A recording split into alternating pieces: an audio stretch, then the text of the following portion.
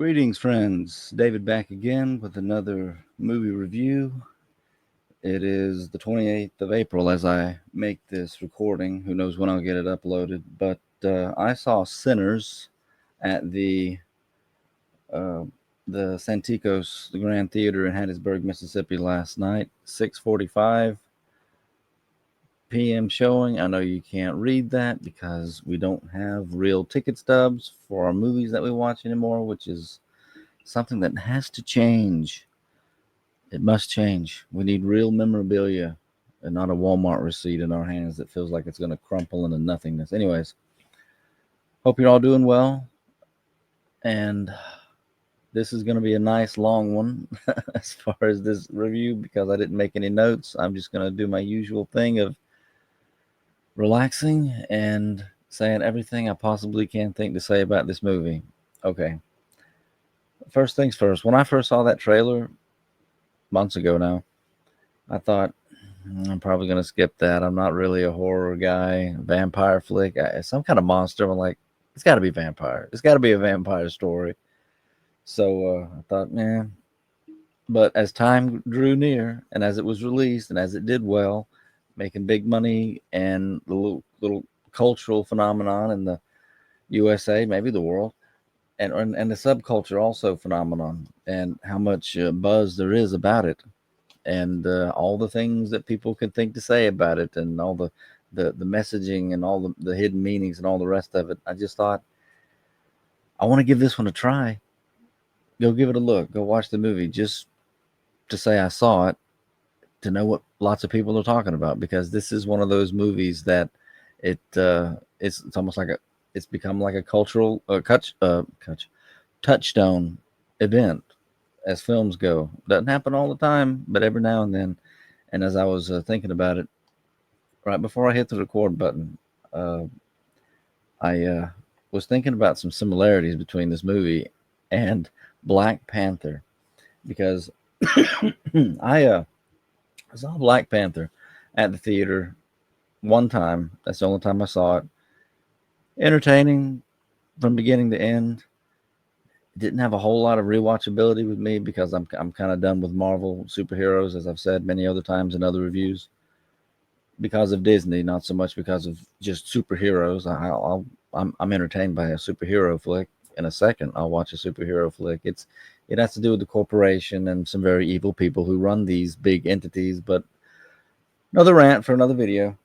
I just remember watching Black Panther and just being so entertained, and not even by the action, especially that ending sequence at the end. It was more the quiet moments and the storytelling that I remember from that movie. That's neither here nor there. We're talking about Sinners, and the similarity that I was thinking about before I uh, hit the record button here was the racial connotations, and like I said, the cultural touchstone momentum that this film has been able to generate in like 10 days. It reminded me of that because I didn't watch it, but I thought, you know what, I'm going to go back and watch this guy's review after I see the movie. I don't want to spoil anything. I don't want it spoiled for me, but there was a black man in a thumbnail of a video, 8 or 9 minute video I saw. I didn't watch it, but I thought from his title, it was something like Sinners was garbage.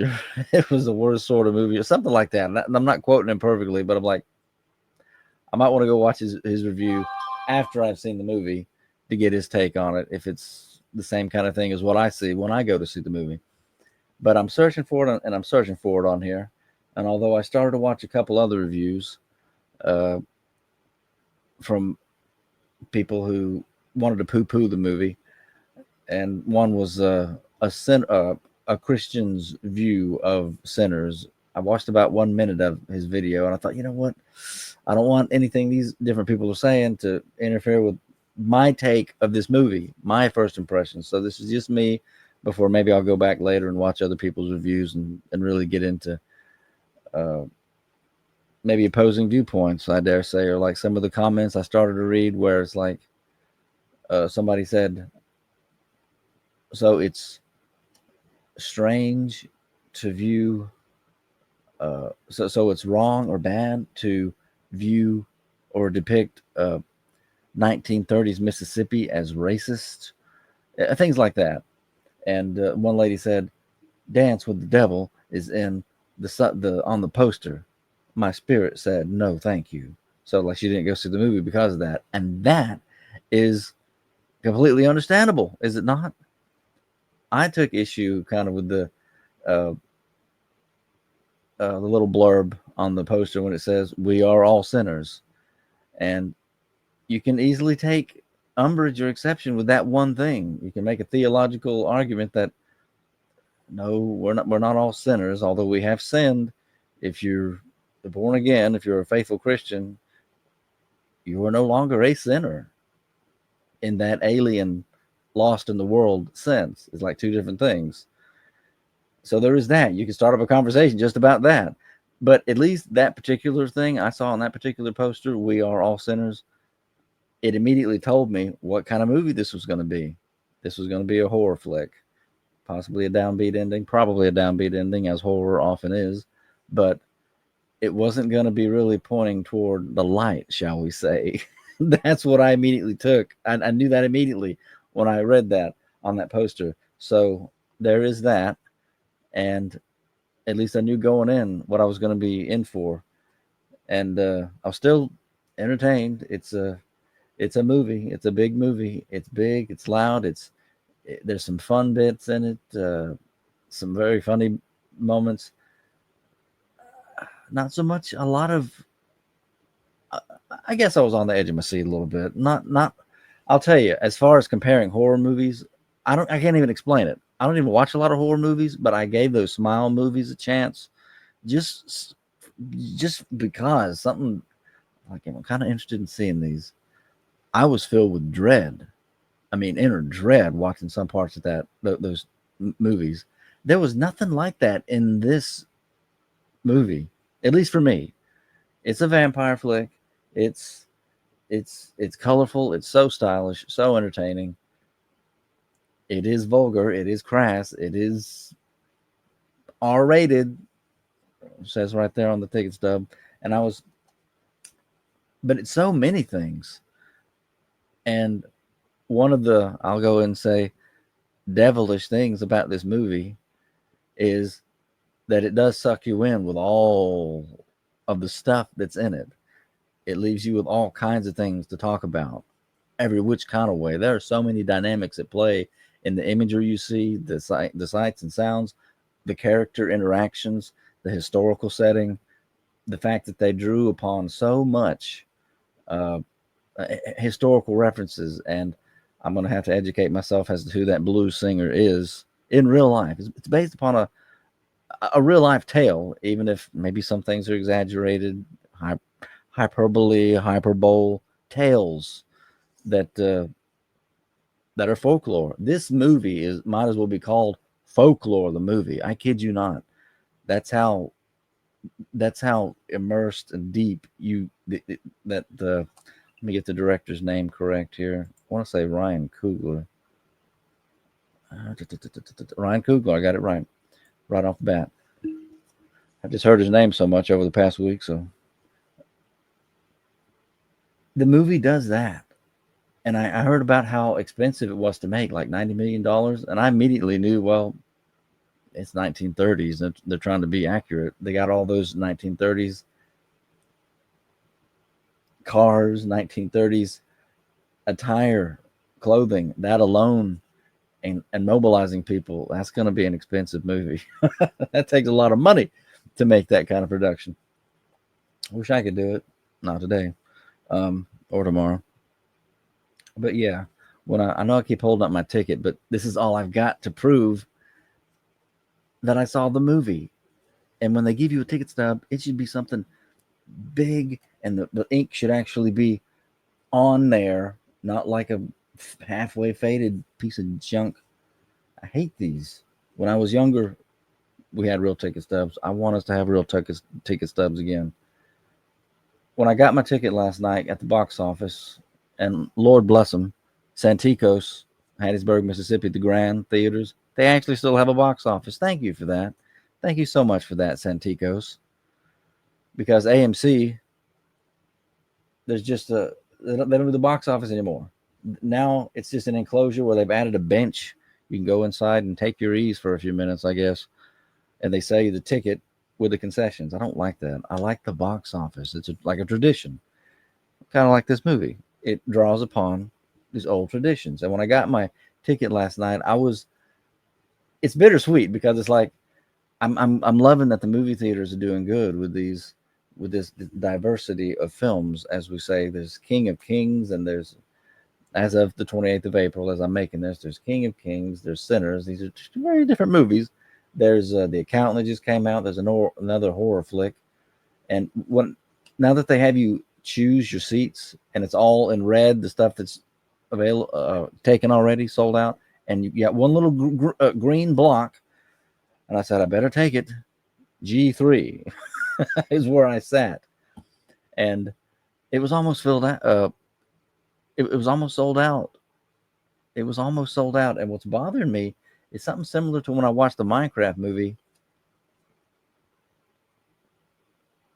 The theater wasn't completely packed, even though all the seats were taken. There's something screwy going on there, and I don't think I like it.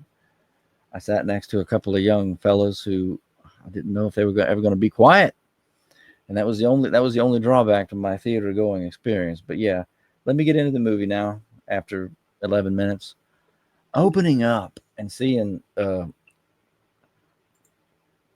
want to call him Danny Glover so bad, Michael B. Jordan, here to just be called Jordan, so that I don't confuse you or myself. To see him play both of these characters, Smoke and Stack, and how flawless that opening scene was, the handing of the cigarette back and forth, how each of these characters, somehow, how they do their manipulations so that they can have Michael B. Jordan do both of these in the 1930s clothing, leaning up against the old truck, looking around, each having slightly different expressions because they're going to be a little bit different, being brothers, siblings. And so handing the maybe it was I hope it was a cigarette, maybe it was something more than that, I don't know, back to each other, taking a whiff of it there. I just thought this movie is good looking right out of the gate. It is so good looking and professionally done, and I hope that it's recognized for that at least. Which, another thing that reminds me, it got me thinking about Black Panther a second ago, was actually I was thinking about this earlier today. There's already award buzz, like the Oscars or whatever, for this movie, and similar to Black Panther, because I think again it's the cultural touchstone that this has proved to be. And I'll go ahead and go there. The racial connotations and the progressiveness of it. This is most likely going to win some awards for that also. Similar to the way I think Black Panther was nominated for different things. But some guy, I think it might have been Tom from Midnight's Edge, he was saying, I'm sick of this. This movie's probably going to get a bunch of awards. He wasn't complaining about for this movie. He was just saying it's not fair that it would get awarded probably one day soon, whereas Tarantino's From Dusk Till Dawn or whatever never got recognized, and people are saying it's almost the same movie. I'm not really going to make any comparisons because I still haven't seen From Dusk Till Dawn. I never watched it. I got to watch it one day just to have a hoot, I guess, and see what that old movie's about. But he said that, and I was thinking,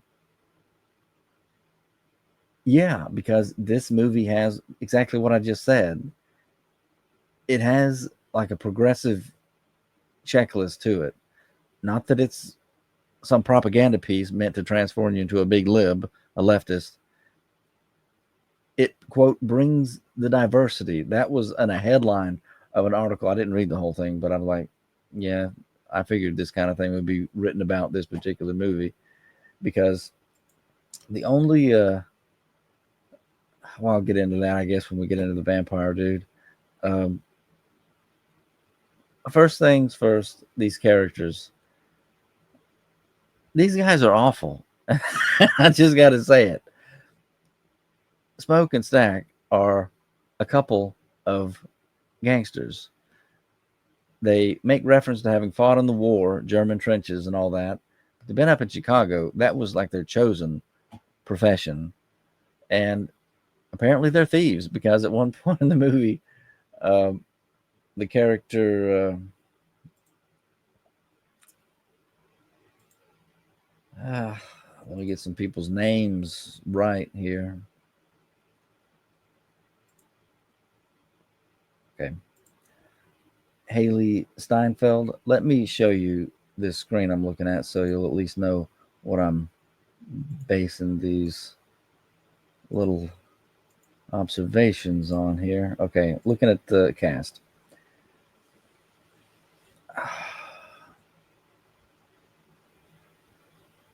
I don't even know what I was about to say. Oh yeah, they're not good guys. They're not decent people. And so from the get-go, I couldn't really root for them. They just weren't good guys. She puts it together. Mary, played by Haley Steinfeld, says Italian this, Irish beer that. She puts it together that basically they stole a bunch of stuff from some other no goodniks up in Chicago back in the 30s, and they're probably going to come for you one day if they find out where you are and where you've come home to. And that was one of the things. And you know what? This is one more thing. And if this sounds like kind of a rant, it's because I'm saying everything that comes to my mind, the good and the bad. Michael B. Jordan's character, Killmonger in Black Panther, annoyed me to no end at the end of that movie when he's dying. T'Challa has bested him, got a blade through his heart. He's dying there, and you're supposed to feel kind of sorry for him as this murderer, this monstrous dude, this villain is about to exit the stage left. He's about to expire. The good guy beat the bad guy. Killmonger is about to die, and he goes into this little speech about how I thought of the suffering of those who died in the Middle Passage, and it goes on for a minute. I'm thinking he's like a vampire. The character Killmonger, he's trying to leech off of the tragic memory of slaves who were thrown off ships and drowned in the Atlantic Ocean. You piece of garbage, I thought to myself as I'm watching this. You're a killer. Die, sucker. And he did. And now, that just came to me a second ago. They did something similar in this movie. There ain't nothing out there as he's talking to come on, show me the full cast and crew here. I want to get Sammy's, the actor played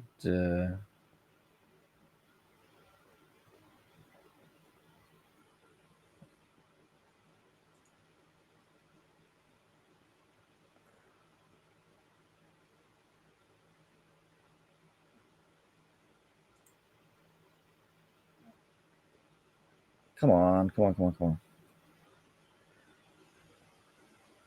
Sammy Moore, played by Miles Caton. All right.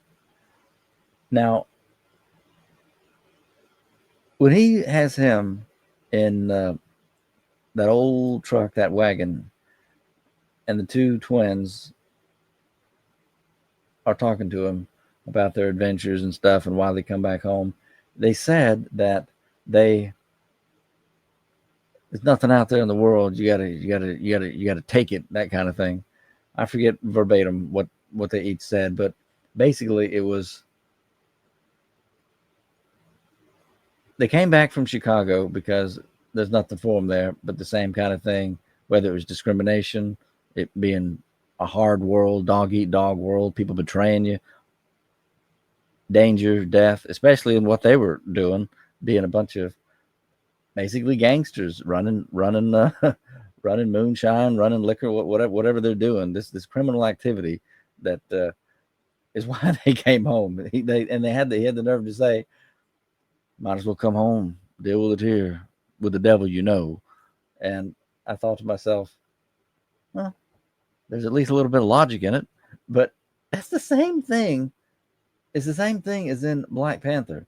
They do this several times in this movie where you're not. It's basically that you're not free. You're still a slave line that you hear a lot. And in this movie, it floats up to the surface over and over again. And as they're talking to Sammy, at first I felt kind of bad for him. I wanted to, but by the middle of the movie, I didn't much care about Sammy either because this young man who he wants to sing the blues, he's got a passion for it. He wants to sing, he wants to entertain people. Nothing wrong with that. The mode that you do it however, can be deeply wrong, troubling, and lead you into destruction. His uh, father, I'm looking for it, but I'm looking on IMDb. The Jedediah, played by Saul Williams. Um, he might be the only person in the movie I really liked. His father was a preacher telling him, if you keep going out there dancing with the devil, one day he's going to follow you back home. Maybe one of the best lines of the movie. It returns in the end, the full truth of it, the full force of it, after everything that Sammy has gone through. And it was stylish. I give it that. It was a very good looking movie. The way it begins with him beaten up, he's dragging his leg, and you don't know why. You do by the end of the movie. His guitar, he just has what is still in his hand. Everything else broke off. He broke it off in a vampire's head. Looked like a hubcap in that vampire's head at the end of the movie before he cooked and went poof. Um, I didn't. It was. I didn't really care about Sammy because he's completely in rebellion. He does not want to be. He might love his father, appreciate his earthly father, want to show respect for his dad, and yet his lust, his interest, his self yearns to go out there into the world and entertain these heathens, entertain sinners. That's the mode in which he wants to take his talent, and he is talented. He can play and he can sing, and it was you could see a tragedy unfolding before your eyes the way it started there when he went off with Smoke and Stack, and that devilish little grin that I forget if it was Smoke or Stack had. We'll get him back in one piece. He could have been the devil himself. That's like almost. I thought, I don't know if he gave him a wink or not, but as they drove off, I'm thinking it doesn't have to be a horror movie. Anytime that happens, some trouble is going to be befalling this younger, more naive, inexperienced person. In this case, Sammy. But like I said, he is in rebellion. He does not want to be a man of God in the church building setting, helping do the same work as his father before him. He wants to go out there. He wants to go out there into the excitement, and unfortunately into the darkness, which he does. And yeah, let me usually here on IMDb, they let me hit refresh. You know what? Let me go back. They give you a little bit of a role. At least that's. I didn't even mean for this to happen when I first realized you could stare at the IMDb page, and it would actually play like a silent trailer of the movie, and some of the scenes that would come on the screen would help jog my memory about particular things from the film. But that's not what's happening here. Let me just let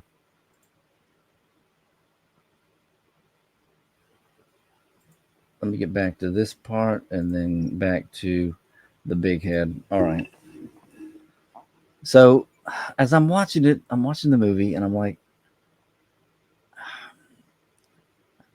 I couldn't ignore it. I'm like, these are a couple of moonshiners. I don't know what the actual term for what they were doing is.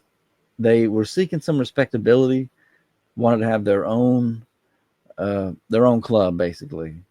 I'm getting the name wrong for what they used in the film too. My mind is just too uh, scatterbrained right now. If you watch my drop review, you'll know what my night was like last night, being stuck on the side of the road all night with a blown tire and very little sleep. Anyways, from memory of the movie I just saw, I didn't like either of these guys, and I wanted to like Sammy. I'm like, but I can see them. It's like I can see them driving this younger, inexperienced man off into the darkness, literally, with the in this truck. And I want to give the movie props, big time stylish props, and big time kudos to Michael B. Jordan, because for him to play both of these roles and to come off as seamlessly as it did, it looked so good. It looked so good. And unfortunately, Sammy, his character, he just, the bottom line is he never was what I wanted him to be. You you see him straight up offer to and succeed in offering a married woman, and she told him she was married. Uh, played The woman played by Jamie Lawson, Perline, very pretty lady. There are no Ugmos in this movie. I give it that. All of these women are very pretty and so stylish from start to finish. I'm just kind of blown away a little bit by how it's like 2 hours of this, 2 hours of immersion into this story where there are so many different things happening, and that's the thing that it makes it,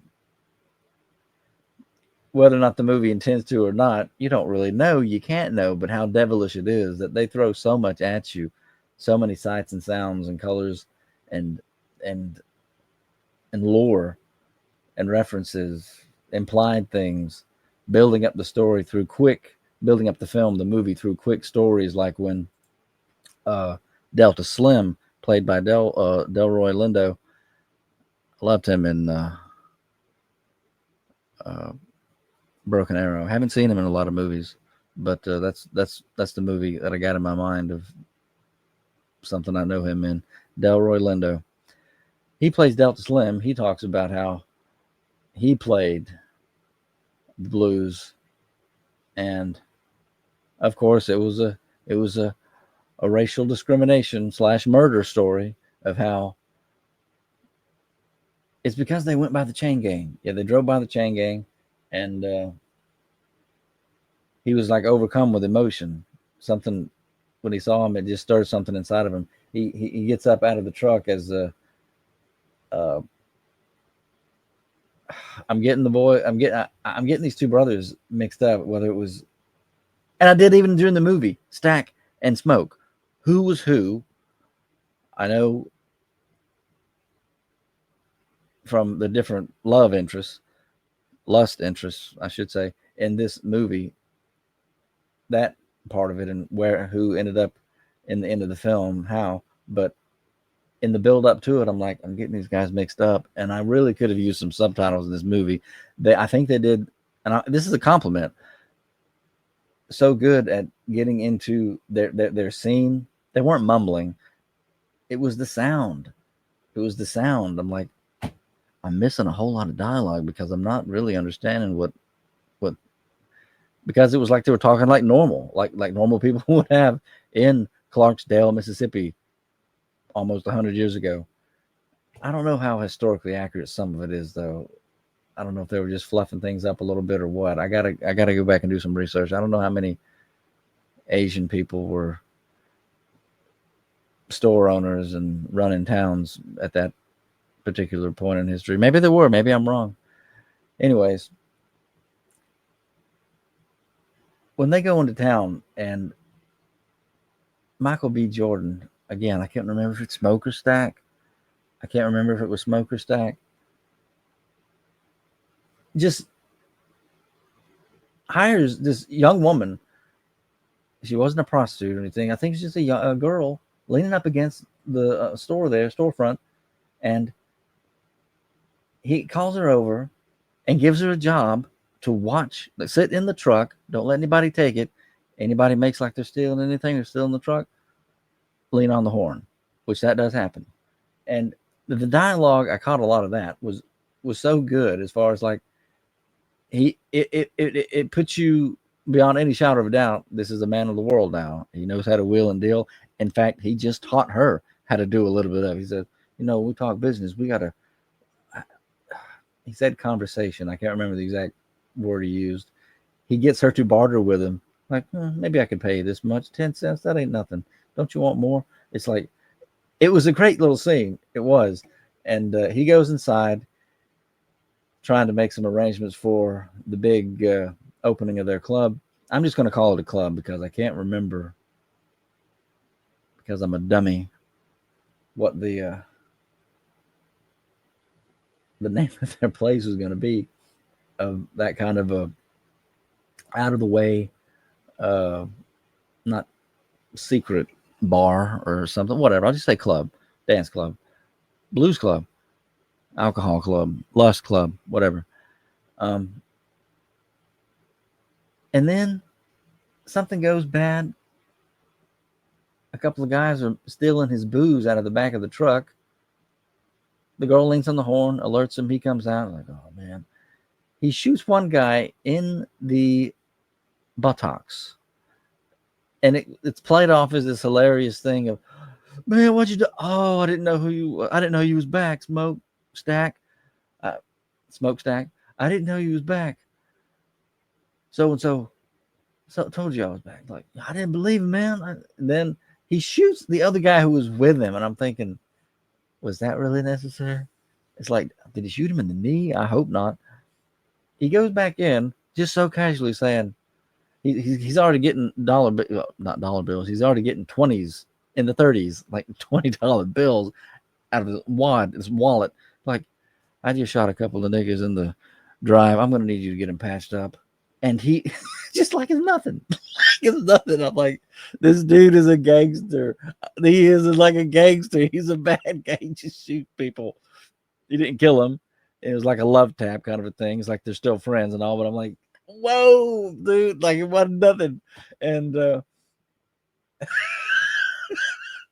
he gives him the money. He barters with the lady for some. If you give me those flowers too, we'll it's like it was just so smooth, and it helped. That scene for me helped to solidify who Smokestack was. I know I'm getting them conflated. I know I'm getting them wrong, but yeah, this gangsters. I can't root. I can't hope that people in a horror movie survive, because in a horror movie, people are going to be dying, being killed.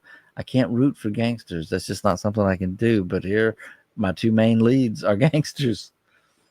Anyways, again, I don't know if it's Smoke or Stack visits Annie. This was a scene worse than any other as far as I wish I could hear what they're saying clearly. I would have read subtitles.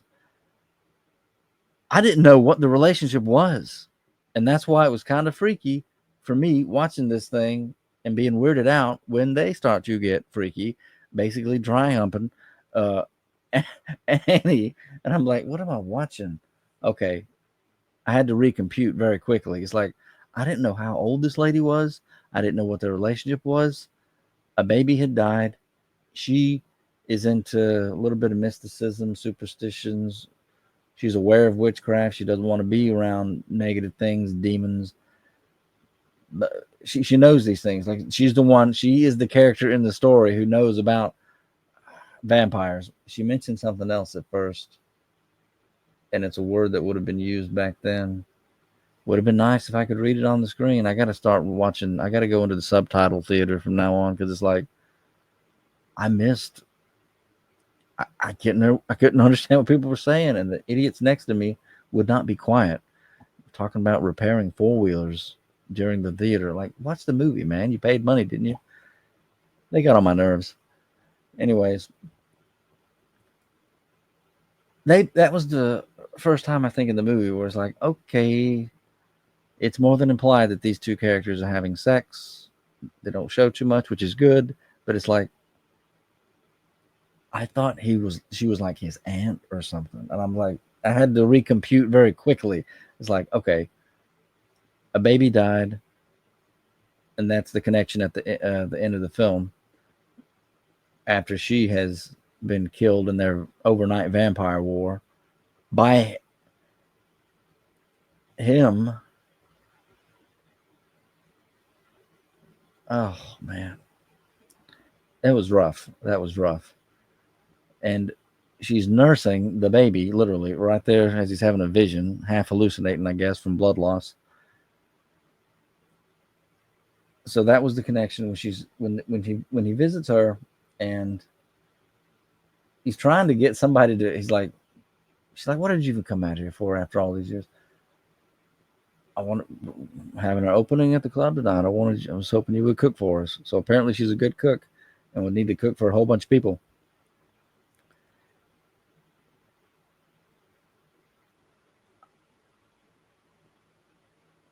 You know what? Now that I think about it, yeah, they're gangsters basically, but the air of legitimacy that they were going for and having their own club, it's not just the air of legitimacy, David. It was legit. They wanted to have a club. They wanted to have an actual business venture. Correct me if I'm wrong. Maybe I'm getting this wrong. Maybe there was something I missed in the movie, but that they wanted to do that. It's like they really were turning over a new leaf. Like they were going to do that and not be uh, stealing from other gangsters and maybe getting themselves killed. Nothing like that. It's like they wanted to have their own, which it made it so interesting. It made it good.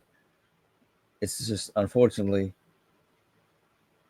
it's a club, it's a bar, it's where you're gonna get people liquored up, you're gonna get people dancing, hooting and hollering. You, it's just not the best thing to do if you're trying to turn over a new leaf. So they weren't exactly going straight. They were still involved in this, and they talk that way. They straight up talk. This is the world. This is how you do it. You gotta. This is where we live. Again, I don't know if it was Smoke or Stack who straight up told Miles, uh, not Miles, told Sammy. They know they're bad. They know they're. Why can't I remember the word he used? Corrupt. They know they do bad things. He's like, you're not going to be a part of this world. That might have been the one redeeming thing in their character. All Sammy wanted to do was play his guitar. He wanted to play the blues and be a part of that showmanship, have a career in that world, entertaining people, living through his music, hopefully making a lot of money, getting out into the world. And he wanted to do it with them, but Smoke and Stack knew you can't do that with us because they know what they've done. And I figured if it was Smoke or Stack, told uh,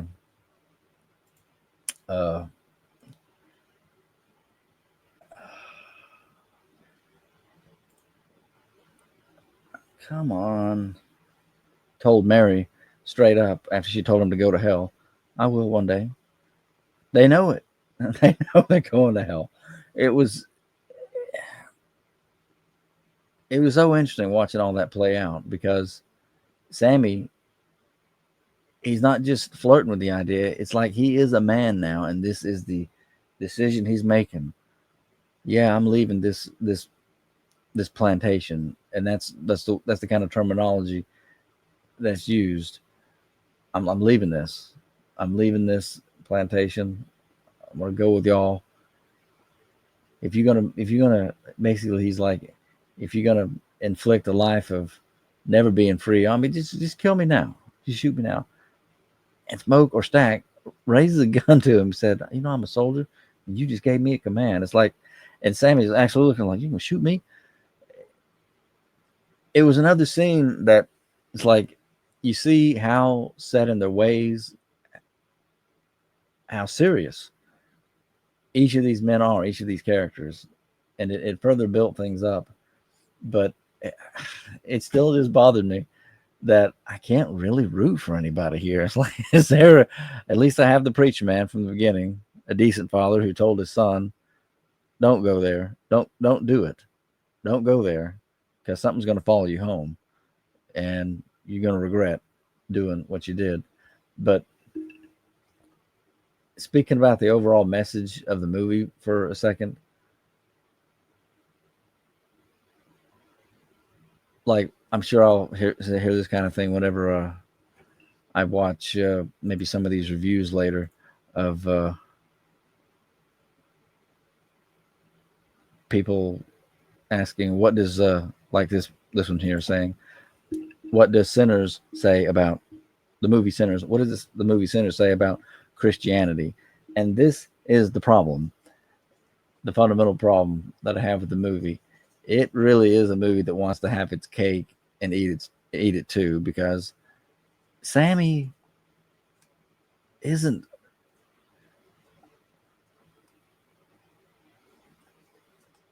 redeemed. At the end of the movie, when the two vampires, Smoker Stack, I can't remember which one's which, and Mary come into present day, or maybe it wasn't present day, maybe they said it earlier in the 90s or 2000s, something, I can't remember. More current day, more modern, and he's an old man with the scars from being sliced by the vampire's claws at the end of the movie. When you see him there, and then they show up, and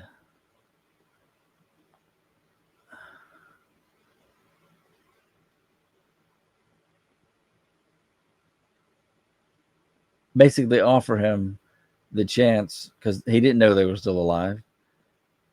You realize, because it didn't show it, and it kind of bothered me at the end of the film, it didn't actually show Smoke or Stack, which one's which, killing the other brother who had become a vampire, because so much was going on, you just keep rolling with it. Well, he said, I was the one he couldn't kill. And Mary, she had been lost in the fray. She didn't get run through the heart either with the stake, so she's still alive as a vampire. Dead, the undead, whatever. And he says, "You sure you don't want to join us? A family, a community." He's speaking basically the same kind of ways as the Irish vampire guy did.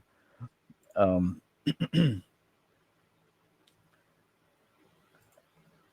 no pain. And Sammy, to his credit, he does say this. Like, I'm thinking, how awful is this movie? Are they about to overpower and kill this old man?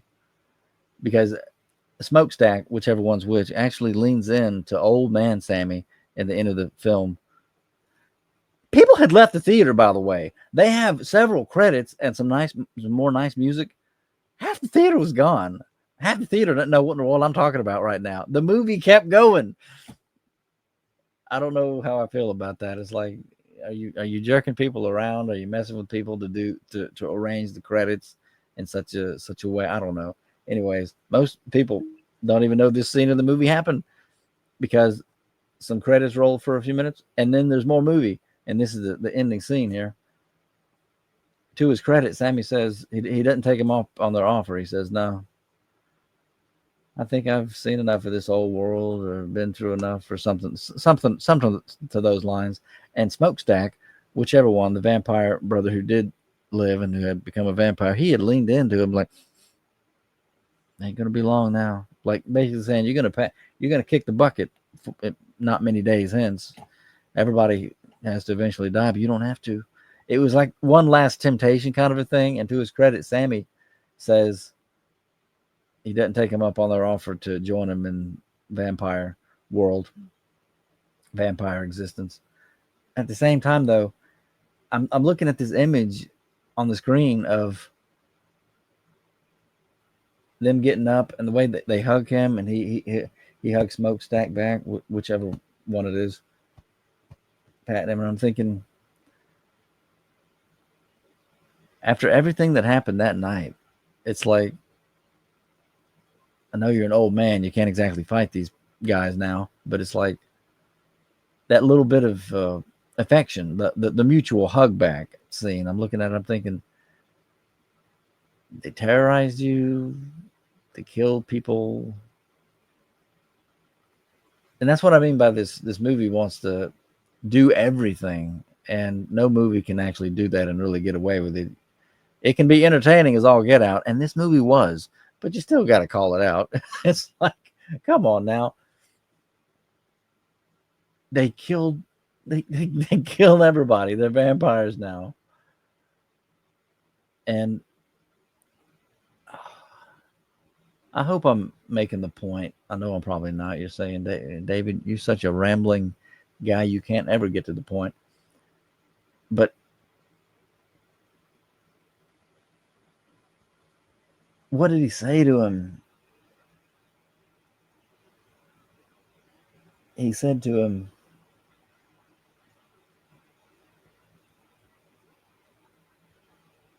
"You live so long, a rich, long life." Sammy went and did with his life what he wanted to do in that world. And when you see him hug the vampires at the end, it's like it reinforces the "we are all sinners" theme of Sinners in my mind. That's what it does. It's like he left that world of his father, the religious man of God life, and that's where he lived in the world of sinners, and that's where he still lives at the end. You got to point that out, because it's like, as much as he loves what he does, and the whole film ends. This is finally the last scene. Back to 1930s, back to young Sammy playing that guitar and playing it beautifully, and with his voice and everything. Like, and this is part. Now that I think about it, it really might not, it's not that cool. Is it like maybe he has passed now into death, and his soul memory, whatever, is conjured up going back there, and he's playing the blues. It's inside of the church building. It's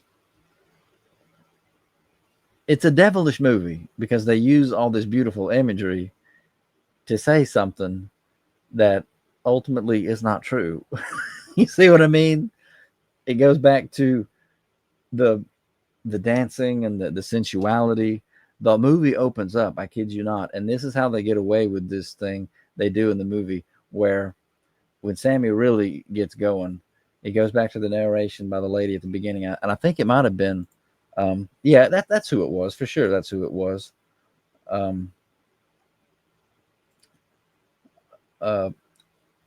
Wunmi Masaku Annie's character.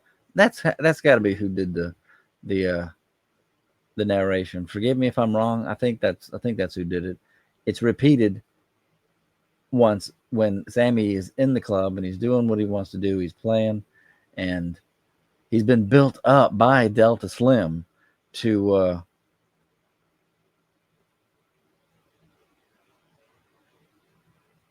play. Before you start, tell him who you are. Tell him where you come from. Beautiful, beautiful. And then the song that he starts to sing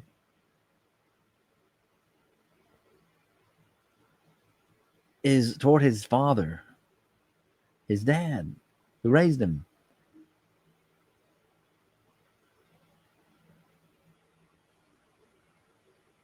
And it's like almost like a slap in the face kind of a thing, because as the melody kicks up and the chords, the music, his voice, everybody slow dancing and then quicker dancing, and it builds up into this this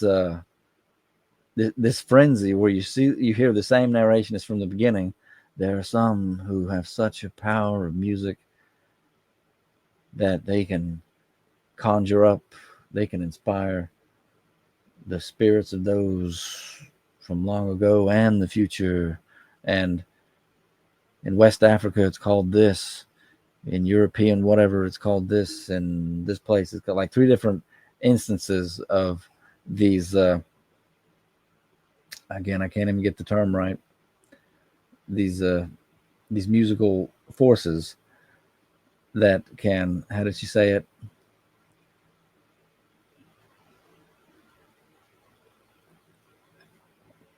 Blur the line between life and death and reality and love and life. I can't remember the words, but it's a powerful image, and it really is the thrust and what sold this movie, the whole theme of it, as far as the musical power, the power of music, and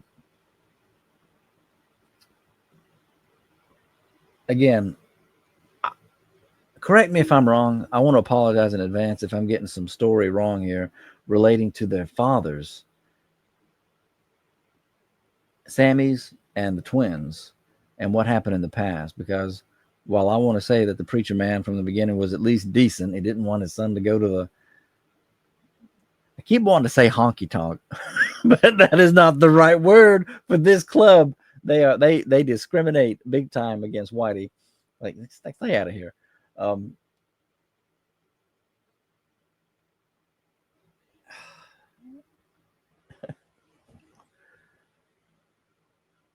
there's just so much to say, so much I want to say about this movie, and trying to to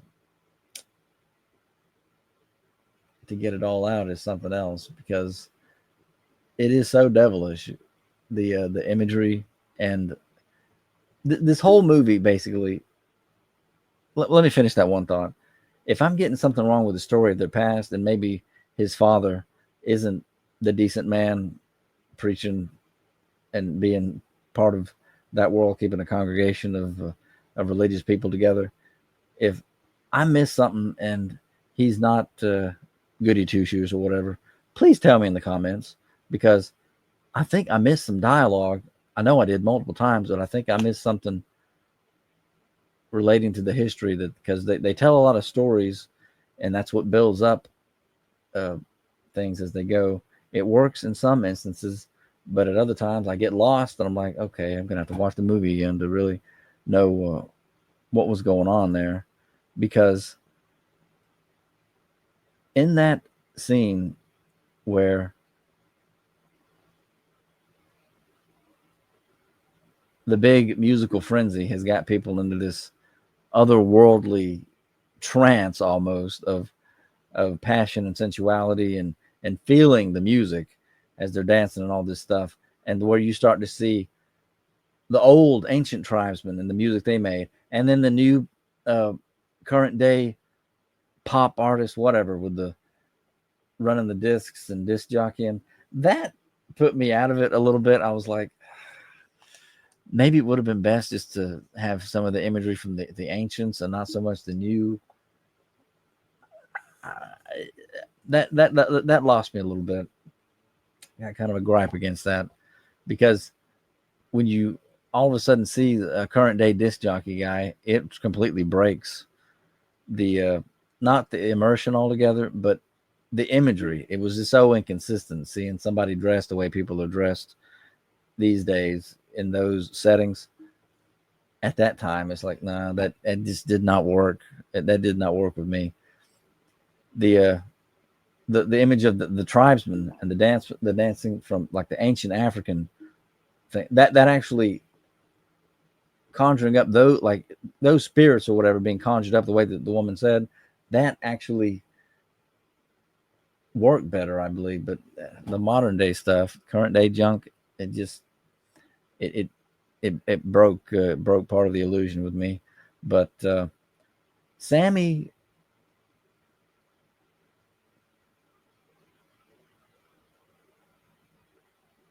oh man, there's nobody to root for in this movie. It's just a lot of people doing what they want to do, following their own lusts, and a whole lot of leaning on your own understanding. which you're not supposed to do, to interpret life events and your place in your family, in your society, your country, community. And it just, it's a horror movie. It's a stylish horror movie. And I guess I just can't make too much of it. But one thing that can be said, especially relating to the character of Sammy and how basically lustful he was, how he was completely rebelling against his father, earthly and spiritual, lusting after that married woman. That bit just floored me. I'm like, okay, now he's wanting to give this woman the Song of Solomon treatment or whatever, and she lets him. He invited her to the club, the big opening. She came. She danced. She sang. She was part of the just lustful debauchery that was going on. And it was at the height of his singing that it called to the vampire. Who was that guy? Like the lead guy. He's like the first entity or whatever. Who? It was a neat scene that they brought in the Native Americans. The Indians had him on the run. He goes into a house because he's invited to, enticing the people with money. See, the love of money is the root of all evil. All kinds of things like that in this movie that if you're looking at him, like, yeah. He turns them into vampires. The violin woman, who she had a gun on the Indian, and he's just as calm, cool as a cucumber, saying, "Ma'am, the situation is very serious, very dire. Heaven forbid you've invited him into your home. If he's in there, he must be dealt with quickly." And then people are calling him from behind, like, "Come on, man, we got to get out of here before the sun goes down, because things really going to kick off with this vampire entity once the sun goes down." And who was that guy? Let me get another page going here so I can get that actor's.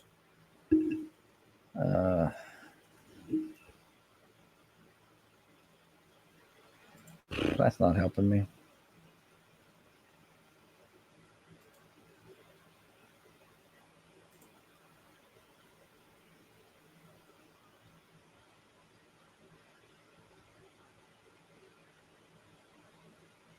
I'm just going to call him Irish Vampire because, okay, Jack O'Connell, Remick. Um, he the image of him and his with his red glowing eyes is what you see in a lot of these promotionals for the movie now, and it called to him that music that sets free and oh man, that guy kind of stole the show in the scenes when he's in his. But I want that too. I want a family.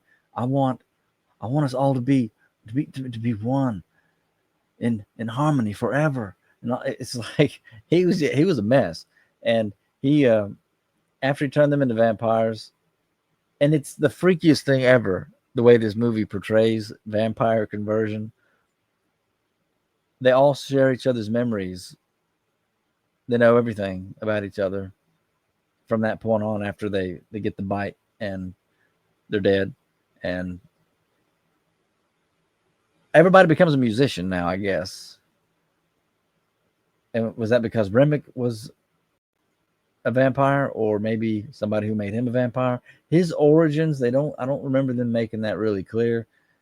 Just that he is a vampire, and he's what got this particular instance kicked off in Clarksdale, Mississippi, out in the boondocks, 1930s. Oh boy, 59 minutes. I can't believe I've been talking about this movie that long. Let me try and close this somehow. So much historical imagery, so much lore. I like I said, this movie is like folklore, the movie. That's what it should have been called. And the whole thing with Sammy, I keep going back to Sammy because Sammy is the one the vampire wanted because of that music that he played, and it's his character, his life, that this old tale revolves around, from something that was recounted in real life. Um, the whole thing with him being, I just can't get over it, how rebellious he was. He was headstrong in a bad way. He wanted to leave his father, go do his own thing, leave the church, leave the life that he had. He wanted to play his music. He wanted to fornicate adultery with this married woman, which he did. And he wanted to do what he did, and he did. And the whole thing, it was like watching like the biblical pattern of greed, avarice, lust, pride, like converging in the opening of this club with these two brothers, Smoke and Stack, and watching it unfold, and then watching the whole thing with the vampire war, and the lady, the Asian lady, the way they got into her head, and she had these visions quickly of them going after her daughter in town and turned her into a vampire and drove her insane, and how basically it's played off as nothing. Actually, it wasn't the best piece of writing, that part of the movie where she says, "Come on in, you mother effers," and then Irish vampire guy, he's got that devilish smile, like, "Oh yeah, they just did it." So now they're going to come in because they've been invited. It it casts a poor light on her, and you do see again pride when she's saying, "Oh, shut up, you old drunk," and then the old guy's like, "Watch your mouth, woman." After all they've been through so far, dealing with vampires, literal vampires attacking their place, and it's like I said, there's so many different dynamics going on in these different characters, and it is a film that wants to have its cake and eat it too, because they do. It's like they do every possible thing. Coogler did every possible thing that he could do while he was on fire, while he was on a roll. Sinners, like I said, greed, avarice, lust, pride, all these different things converging in this story, and you see it playing out, and it never ended. At the end, to have him playing the blues as a young man again in the church building, nah, you can't get away with that. He went off into that kind of life, and he's an old man hugging vampires at the end of the movie. So make sense of it. You can't. My favorite part of the movie, one of my favorite scenes, was the character of Cornbread. That was hilarious. Played by Omar Benson Miller.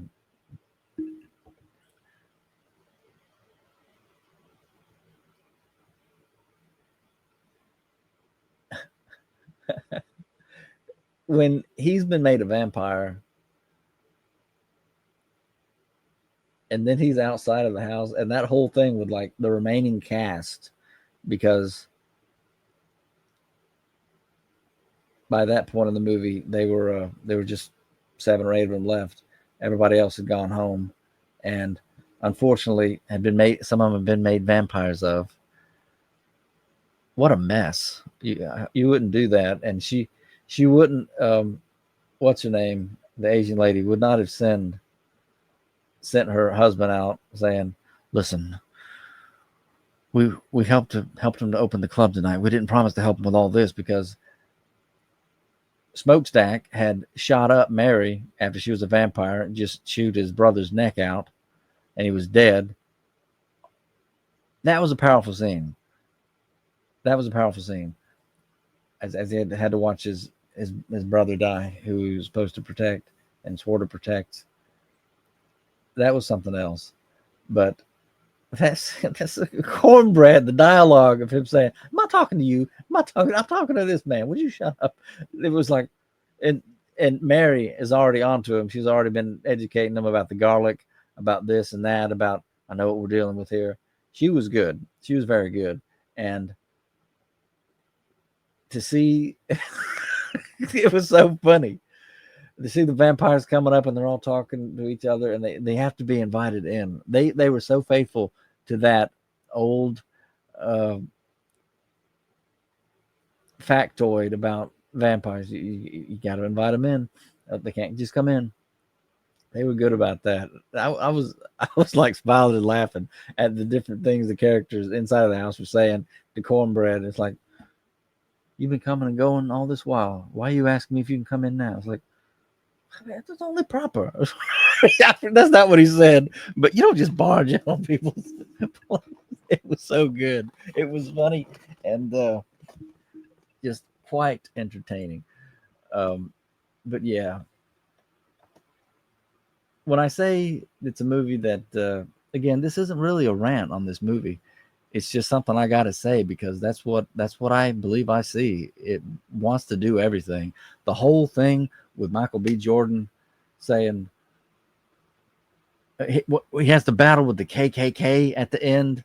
Not that they were in the sheets and junk. They're just a bunch of guys who come to burn his place down, and it's like they were undercover KKK or something. Man, they ain't no Klan anymore. They're laughing at each other like, "Are you serious?" When he guns them all down with the Tommy gun, I'm just thinking to myself, I was almost out of the movie. I'm thinking, this seems like something. I sat there and I just thought, okay, one line of dialogue got us to this. If we see you or any of your boys come around here, we're going to kill every last one of you. And so that's what they do at the end. He lays a trap when they come to burn him out because it was all a plan from what's his face? The Irish vampire told him, "Oh, it's so and so. That's who. That's who did it." David Maldonado played Hogwood, and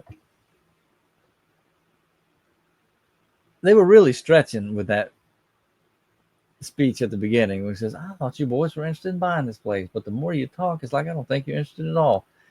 They used that, him saying "boys" in that sentence in that context. You bought you with that boys stuff, whatever they called him, uh, cracker or whatever. There's lots of crackers. There's lots of N words. There's all kind of stuff in this movie, and it's like they throw everything at you. And I've noticed in film, especially films of this sort, where it is diverse heavy, as in non-white. If you just throw everything at the wall, if you just do a lot of bad stuff, you can get away with it like it's nothing. It'll be called art. But one racial slur or two in a movie that's not about that, game over. You're going to get raked across the coals. That whole thing of him, the image of him shooting down the KKK guys at the end, I'm just thinking,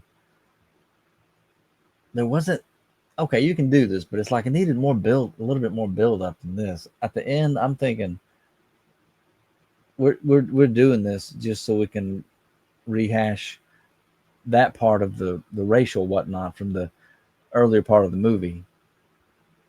It's like it didn't feel like it was really a big part of, because so much of this is intimate.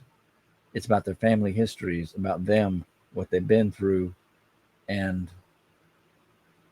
what they wanted to do with their club. And then to go back at the end and, well, like I said, they were gangsters and they had stolen from other gangsters. They came back home to deal with the devil they know. Klan's going to attack them. I guess it's just something that was, it just felt so jarring. I thought from the one scene of when Michael B. Jordan has the Tommy gun, I thought he was shooting at vampires, which I guess wouldn't make sense during the daylight. But I thought it was that kind of thing from or some kind of monster before I realized it was a vampire story. When I saw the trailer of him doing that great close up of him, I thought I had no idea it was going to be KKK coming to. It was just the Klan coming to burn down the place that they just sold you. And it doesn't really say it. It doesn't really show it, but you're left with the impression that he died at the end from being shot one time in what looked like just like the fleshy part of your side over here, not even a full on gut wound or anything. But it's like maybe, but when he started seeing her, when he saw, um, come on, can we get back to that? When he saw Annie with the child, the little baby, and this was another thing that kind of broke the immersion a little bit, and it made it seem not as serious, like a movie that wants to do everything that possibly can be done, do it. And I don't really like that. When he's reaching out for the child, he wanted to hold the baby, and then the head KKK guy Hogwood said, "Look, I got money," and then it's like Smokestack is disconcerted from his dying hallucination vision or whatever. Like, you interrupted me. Like, he gets the Tommy gun close range right there on the ground. Like, the guy's dying, and he's like, oh. I'm thinking, can we focus? Can we focus on this precious moment you were just about? And then he puts the gun down, and it came off as like not hokey, like bad, funny. It didn't really work fully. It was like, what kind of movie is this that I'm watching now? I don't know. Puts the Tommy gun. Okay, now hand me the baby. The KKK is dead. I don't know, but like I said, entertaining from start to finish. Wants to have its cake and eat it too. I kid you not, literally. They capitalize on the fact that the twin brothers. You see one get with this black lady from his past. He loves her. He tells her he loves her. Complicated history, but basically they've gotten together. I think that this Annie, played by Unmi Mosaku, is she's got like a pretty faced woman. All these women are very pleasant. There's no ugly people, no ugly women in this movie. And meanwhile, the other brother, whether it's Smoke or Stack, I can't remember, gets with Marie, and you see them getting down, sort of. And they play that off as a joke, like, "Oh, didn't mean to interrupt that." Sammy, when the other brother, Smoke or Stack, said, "I told you, go get him," and then he's the one who walks in right as she is like has bitten the other brother, Smoke or Stack. I don't know which is which. I got lost in the mix in this movie. So you got one of the brothers, one of the twins, getting with the black woman, and the other brother getting with this Hugh White woman, which I kid you not, at one part of the movie, Mary's like, "I didn't ask to be white, just like you didn't ask to be such and such." It's like her father, her granddad was a biracial offspring, and so she had the appearance of. Sammy straight up asked her when he had been trying to get her to leave, and she's like, "I ain't leaving. Are you a little Sammy? Let me get you a drink." And she takes him over there, and he's just looking at her. He's like, "What are you?" And she's like, "I'm a human being." It's like they try and do everything in this movie, and it comes off again very entertaining, but just so horrible. I mean, just horrible. And that's all I can really say for now. I've been going way too long. An hour and 15 minutes is too long, folks. I did it. I watched this very entertaining, if horrible, flick about vampires. Yeah. Racial discrimination. Yeah, I guess so. But redemption?